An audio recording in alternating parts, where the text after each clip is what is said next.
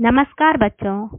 आज मैं आपको 8वीं कक्षा का पाठ धरती की आंखें इकाई 2 के लिए है। पाठ का नाम है धरती की आंखें। 5वां पाठ है। यह एक कहानी है। धरती की आंखें यह एक कहानी है। चलिए यहाँ पर चित्र देखिए। इस चित्र के बारे में अब हम चर्चा करेंगे। इस चित्र से संबंधित प्रश्न नीचे दिए गए हैं। पहला प्रश्न है, चित्र में क्या क्या दिखाई दे रहा है? बताइए बच्चों, चित्र में क्या क्या दिखाई दे रहा है? चित्र में एक चांद, कई तारे दिखाई दे रहे हैं, है ना? दूसरा प्रश्न, टिमटिमाना, चमकना जैसे शब्दों का संबंध किससे है?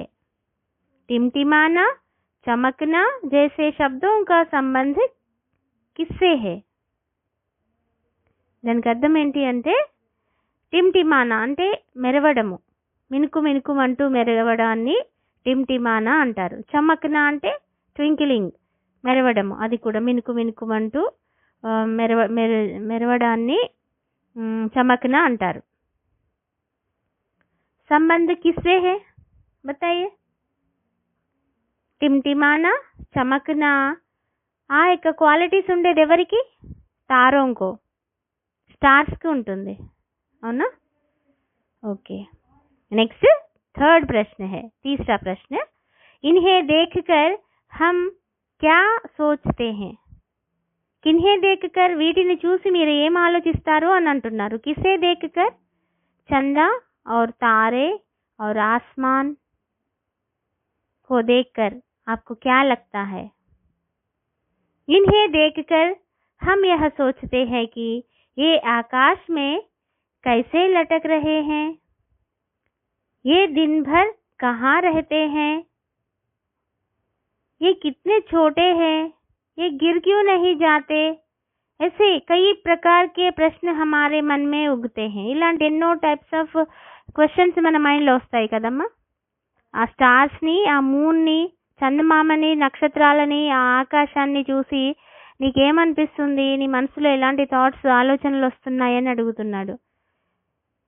నార్మల్గా అయితే అంతే కదమ్మా, చందమామ ఎంత చక్కగా ఉన్నాడు, బాల్ లాగా ఉంటాడు, పొద్దంతా ఎక్కడికి వెళ్తాడు, నైట్కి వస్తాడు, ఈ డార్క్నెస్లో ఎంత బ్యూటిఫుల్గా ఉంటాడు, అండ్ ఆ స్టార్స్ కూడా ఎంత చక్కగా మెరుస్తూ ఉంటాయి, అది రాలిపోయినట్టు కూడా కనిపించవు, ఎప్పుడు అలానే అక్కడ పేస్ట్ అయి ఉంటాయి అని ఇలాంటి డిఫరెంట్ టైప్స్ ఆఫ్ మనం ఎన్నోసార్లు దాన్ని కౌంట్ చేయడానికి చూస్తూ ఉంటాము. కానీ ఇదంతా ఏంటి, డిఫరెంట్ టైప్స్ ఆఫ్ థాట్స్ అనేటువంటివి మన మైండ్లో వస్తాయి కదమ్మా. ఇప్పుడు छात्रों के लिए सूचनाएं. यहाँ స్టూడెంట్స్ के लिए, విద్యార్థుల కోసం కూడా కొన్ని సూచనలు, ఇన్స్ట్రక్షన్స్ ఇచ్చాడు. ఏంటవి? పాఠ్ కే చిత్ర దేఖియే. ఇక్కడ పిక్చర్లో ఇచ్చినటువంటి ఇమేజెస్ని చూడండి మీరు, లెసన్లో ఇచ్చినటువంటివి. చిత్రోं के आधार पर कल्पना कीजिए. ఆ పిక్చర్స్ చూసి జస్ట్ ఇమాజిన్ చేయండి. పాఠ్ మే క్యా క్యా బతాయా గయా హోగా, ఆ లెసన్లో ఏమేమి చూపించబడి ఉంటుందో అని.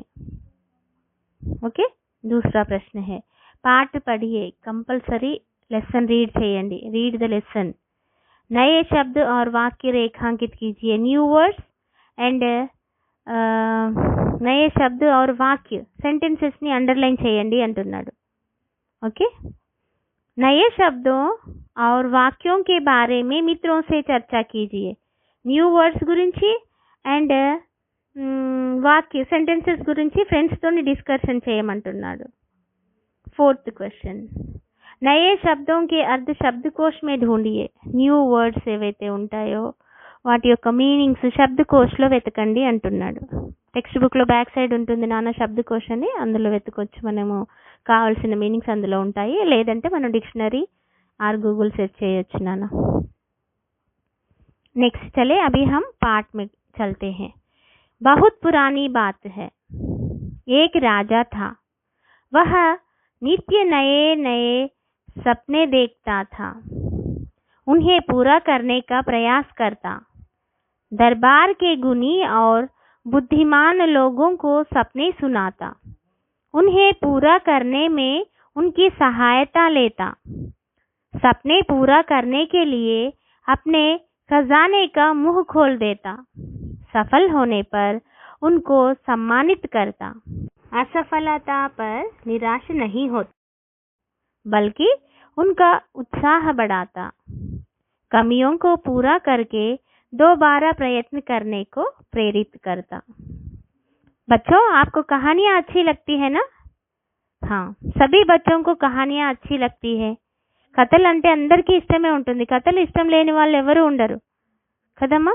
అలాగే ఒక స్టోరీ ఉంది. ఆ స్టోరీ పేరు ధర్తీకి ఆంఖే. ధర్తీ అంటే ఎర్త్, భూమి. భూమి యొక్క కళ్ళు. ఆంఖే అంటే ఏంటి? ఐస్. ఓకే, ధర్తీకి ఆంఖే ఏంటి, మరి భూమికి కళ్ళు ఏంటి, ఎవరు ఏంటి అన్నది ఇప్పుడు మనము తెలుసుకుందాము. ధర్తీకి ఆంఖే మీరేమైనా గెస్ట్ చేయగలుగుతారా? భూమి యొక్క కళ్ళు ఎవరు? భూమికి కళ్ళు ఉన్నాయి, ధర్తీకి ఆంఖే హై. అవి ఏంటి అన్నది మనము ఈ స్టోరీ మొత్తం విన్నాక మీకు అర్థమైపోతూ ఉంటుంది. కొంచెం కొంచెంగా వింటుంటేనే మీకు స్టార్ట్ అయిపోతుంది అర్థమైవ్వడము. ఓకే, బహుత్ పురానీ బాత్ హై. బహుత్ చాలా పాత విషయం అంట. ఏక్ రాజా థా. ఒక రాజు ఉండేవాడు. వహ నిత్య నయే సప్నే దేఖ్తా. వహ అంటే అతడు, నిత్య అంటే ఎల్లప్పుడూ, నయే సప్నే దేఖ్తా థా కొత్త డ్రీమ్స్ కలలు కనేవాడు. పడుకోవడము, డ్రీమ్లోకి వెళ్ళిపోవడము, పడుకోవడము, కలలు కనడము అతనికి చాలా ఇష్టం అన్నట్టు. వహ నిత్య నయే నయే సప్నే దేఖ్తా, ఉన్హే పూరా కర్నే కా ప్రయాస్ కర్తా. పడుకోవడము, కలలు కనడము, వాటిని పూరా కర్నేకి లియే ఆ కళని నిజం చేసుకోవడం కోసము ప్రయత్నించేవాడు. ప్రయాస్ కర్నే కా అర్థం క్యా హై? ట్రై చేయడము, ప్రయత్నించడము. ఆ రాజు పడుకుంటాడు, కలలు కంటాడు, వాటిని సాకారం చేసుకోవడానికి ప్రయత్నించేవాడు. దర్బార్ కే గునీ और बुद्धिमान लोगों को सपने सुनाता. దర్బార్ అంటే కోర్ట్, రాయల్ కోర్ట్, రాజు కూర్చునేటువంటి దర్బారు. ఆ దర్బారులో ఇంటెలిజెన్స్ ఉంటారు కదమ్మా, స్కాలర్స్ ఉంటారు కదమ్మా, వాళ్ళకి తన యొక్క డ్రీమ్స్ని వినిపించేవాడు.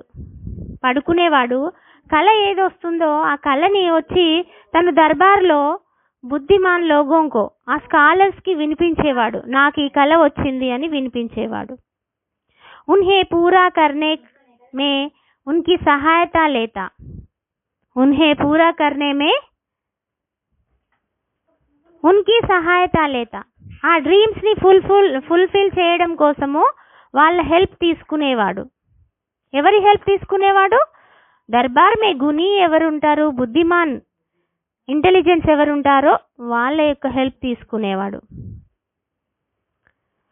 अपने सपने पूरा करने के लिए अपने खजाने का मुंह खोल देता. తన డ్రీమ్స్ ఫుల్ఫిల్ చేయడం కోసము తన ట్రెజర్ ఏదైతే నిధి, తన దగ్గర ఏదైతే డబ్బు సంపద ఉంటుందో ఎంత ఖర్చు పెట్టడానికైనా కూడా తను రెడీగా ఉండేవాడు. ఓకే, ఖజానా అంటే వెల్త్, ట్రెజర్, తన దగ్గర ఉన్నటువంటి డబ్బు ఎంతైనా కూడా తను ఖర్చు పెట్టడానికి రెడీగా ఉండేవాడు. సఫల్ హోనే పర్ ఉన్కో సమ్మానిత్ కర్తా. ఒకవేళ కళ మొత్తం వాళ్ళు విని దాన్ని ఫుల్ఫిల్ చేయడానికి వాళ్ళు హెల్ప్ చేసి ఆ ఫుల్ఫిల్ అయిపోయింది, ఆ డ్రీమ్, ఆ కళ నిజమైందనుకోండి, వాళ్ళని సన్మానించేవాడు. असफल होने पर निराश नहीं होता బల్కి ఉన్కా ఉత్సాహ బడాతా. ఒకవేళ సక్సెస్ అవ్వలేకపోయారు, ఆ కళని పూర్తి చేయలేకపోయారనుకోండి, అప్పుడు కోపం వస్తుంది కదా. నార్మల్గా మనకైతే ఇంత డబ్బు పెట్టాను, ఇన్వెస్ట్ చేశాను, మీరేంటి ఏం చేస్తున్నారు, ఏం చేయలేకపోయారు అంటారు కదా. బట్ ఆ రాజు అలా చేసేవాడు కాదు. అసఫల్ అయినా కూడా వాళ్ళని ఎంకరేజ్ చేసేవాడు. నిరాశ నహీ హోతా థా బల్కి ఉన్కా ఉత్సాహ బడాతా థా. వాళ్ళ యొక్క ఇంట్రెస్ట్ని పెంచేవాడు. ఓకేమా. కమియోं को पूरा करके दोबारा प्रयत्न करने को प्रेरित करता. ఓకే, లోపాలు, కమియా అంటే లోపాలు, వాళ్ళు చేసినటువంటి మిస్టేక్స్ ఏమైనా ఉంటే వాటిని నెక్స్ట్ రిపీట్ అవ్వకుండా చేసి మళ్ళీ ప్రయత్నించమని ఎంకరేజ్ చేసేవాడు. ఎంత గ్రేట్ కదమ్మా రాజు. ఓకే, మళ్ళీ ఒకసారి ఈ పారాగ్రాఫ్ చెప్తాను చూడండి అమ్మా. బహుత్ పురానీ బాత్ హే, చాలా ఓల్డెన్ డేస్లో అప్పటి విషయం ఇది. ఒక రాజు ఉండేవాడు. వహ నిత్య నయే సప్నే, అతడు ఎప్పుడు కొత్త కొత్త కళల్ని కనేవాడు. ఉన్హే పూరా కర్నే కా ప్రయాస్ కర్తా, వాటిని కంప్లీట్గా ఫుల్ఫిల్ చేయడానికి ట్రై చేసేవాడు. దర్బార్ కే గుణి और బుద్ధిమాన్ లోగోं को సప్నే సునాతా, దర్బార్లో ఉన్నటువంటి గుణి స్కాలర్స్ పండితులు ఎవరైతే ఉంటారో ఇంటెలిజెన్స్ అందరికీ తన డ్రీమ్స్ని వినిపించేవాడు. ఉన్హే పూరా కర్నే కే లియే, వాళ్ళు ఆ కళని సాకారం చేయడం కోసము వాళ్ళకి ఏమైనా డబ్బు అవసరం ఉన్నా ఎలాంటి సహాయం కావాలన్నా కూడా తను చాలా చక్కగా హెల్ప్ చేసేవాడు వాళ్ళకి. దానికి కావాల్సినంత మనీ కూడా తను ఖర్చు పెట్టేవాడు. ఒకవేళ వాళ్ళు అందులో సక్సెస్ అయితే ఏమో వాళ్ళకి ఎంతో సన్మానం చేసేవాడు. ఒకవేళ వాళ్ళు సక్సెస్ అవ్వలేకపోయారు దాన్ని ఫుల్ఫిల్ చేయడంలో అని అంటే వాళ్ళని ఇది ఇలా చేస్తే ఇలా అవుతుంది కాబట్టి ఇలా చేయకూడదని ఎంకరేజ్ చేసేసి దాన్ని ఫుల్ఫిల్ చేయడం కోసము మళ్ళీ వాళ్ళని ఎంకరేజ్ చేసేవాడే కానీ డిస్కరేజ్ చేసేవాడు కాదు. చాలా మంచి రాజు అన్నట్టు. नेक्स्ट पैराग्राफ में राजा के व्यवहार से सभी खुश थे, वे राजा के लिए सब कुछ करने को तैयार रहते, इसी कारण राज्य दिन दूनी रात चौगुनी उन्नति कर रहा था. राजा के नाव समुद्र में हजारों मील दूर जाते, उसका यश फैलाते, नई बस्तियां बसते, व्यापार करते. इस प्रकार उस राजा का राज्य दूर दूर तक फैल गया. किंतु इसके साथ साथ राजा की कठिनाइयां भी बढ़ गई. देखो, राजा के व्यवहार से सभी खुश थे. రాజు యొక్క బిహేవియర్, ఎందుకంటే అంత చక్కని రాజు కదమ్మా, అతని యొక్క బిహేవియర్, వ్యవహార్ అంటే బిహేవియర్తో అందరూ హ్యాపీగా ఉన్నారు. ఎవరు? పీపుల్, ఎవరైతే ఇతని రాజ్యంలో ఉన్నారో వాళ్ళందరూ కూడా చాలా హ్యాపీగా ఉండేవారు. రాజు అంటే అందరూ ఇష్టపడేవారు. వే రాజా కే లియే సబ్ కుచ్ కర్నే కో తయార్ రహతే, ఆ పీపుల్ ప్రజలు, రాజ్యంలోని ప్రజలు రాజు కోసం ఏం చేయడానికి కూడా రెడీగా ఉండేవారు.